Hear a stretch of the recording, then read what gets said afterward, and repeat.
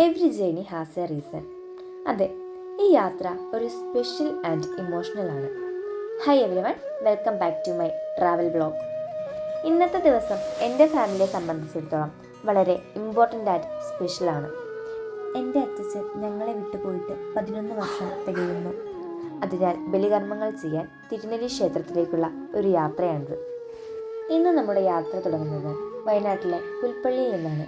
നന്മ നിറഞ്ഞ കാടുകളും പച്ചപ്പും ചുറ്റി നിൽക്കുന്ന ഈ ഗ്രാമം ഒരു സുന്ദരമായ ഓർമ്മ പുസ്തകത്തിൻ്റെ ആദ്യ പേജ് പോലെയാണ്. അങ്ങനെ നാം ദാസനക്കരയിലെത്തുമ്പോൾ ചെറിയ വീടുകളും പാടങ്ങളും ചേർന്ന മനോഹരമായ ഒരു പ്രദേശം നമുക്ക് കാണാനാകും. അടുത്തത് കാട്ടിക്കുളമാണ്.